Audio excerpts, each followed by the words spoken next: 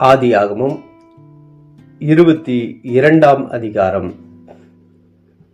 இந்த காரியங்கள் நடந்த பின்பு தேவன் ஆபிரகாமை சோதித்தார். எப்படியெனில், அவர் அவனை நோக்கி, ஆபிரகாமே என்றார். அவன், இதோ அடியேன் என்றான். அப்பொழுது அவர், உன் புத்திரனும் உன் ஏகசுதனும் உன் நேசகுமாரனுமாகிய ஈசாக்கை நீ இப்பொழுது அழைத்து கொண்டு மோரியா தேசத்துக்கு போய் அங்கே நான் உனக்கு குறிக்கும் மலைகள் ஒன்றின் மேல் அவனை தகன பலியாக பலியிடு என்றார். ஆபிரகாம் அதிகாலையில் எழுந்து தன் கழுதையின் மேல் சேணம் கட்டி தன் வேலைக்காரரில் 2 பேரையும் தன் குமாரன் ஈசாக்கையும் கூட்டிக் கொண்டு தகன பலிக்கு கட்டைகளையும் பிளந்து கொண்டு தேவன் தனக்கு குறித்த இடத்திற்கு புறப்பட்டு போனான். 3ஆம் நாளில் ஆபிரகாம் தன் கண்களை ஏறெடுத்து பார்த்து தூரத்திலே அந்த இடத்தை கண்டான். அப்பொழுது ஆபிரகாம் தன் வேலைக்காரரை நோக்கி, நீங்கள் கழுதையை நிறுத்தி இங்கே காத்திருங்கள், நானும் பிள்ளையாண்டானும் அவ்விடம் மட்டும் போய் தொழுது கொண்டு உங்களிடத்துக்கு திரும்பி வருவோம் என்றான்.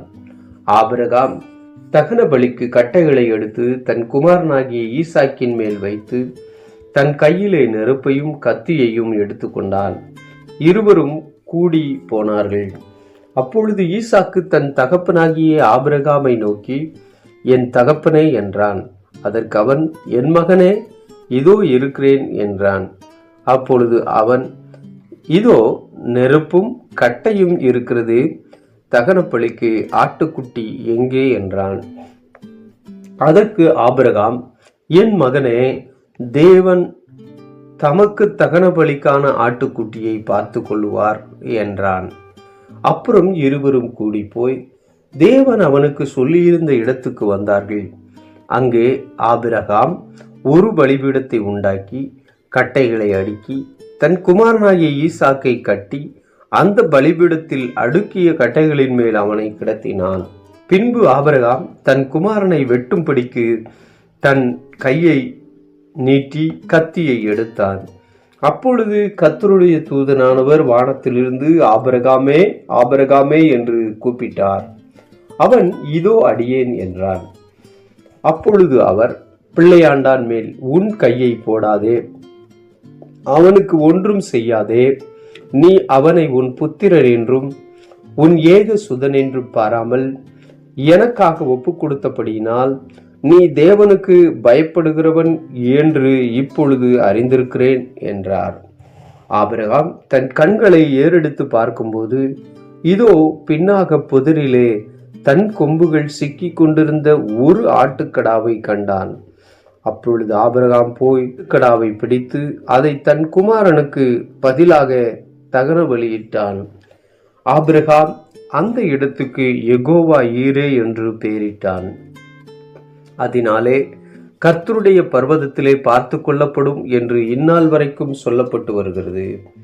கர்த்தருடைய தூதனானவர் 2ஆம் தரம் வானத்திலிருந்து ஆபிரகாமை கூப்பிட்டு, நீ உன் புத்திரன் என்றும் உன் ஏக சுதன் என்றும் பாராமல் அவனை ஒப்பு கொடுத்து இந்த காரியத்தை செய்தபடியால் நான் உன்னை ஆசீர்வதிக்கவே ஆசீர்வதித்து உன் சந்ததியை வானத்து நட்சத்திரங்களைப் போலவும் கடற்கரை மணலைப் போலவும் பெருகவே பெருக பண்ணுவேன் என்றும் உன் சந்ததியார் தங்கள் சத்துருக்களின் வாசல்களை சுதந்திரித்துக் கொள்வார்கள் என்றும் நீ என் சொல்லுக்கு கீழ்ப்படிந்தபடியினால் உன் சந்ததிக்குள் பூமியில் உள்ள சகல ஜாதிகளும் ஆசீர்வதிக்கப்படும் என்றும் என் பேரில் ஆணையிட்டேன் என்று கர்த்தர் சொல்லுகிறார் என்றார்.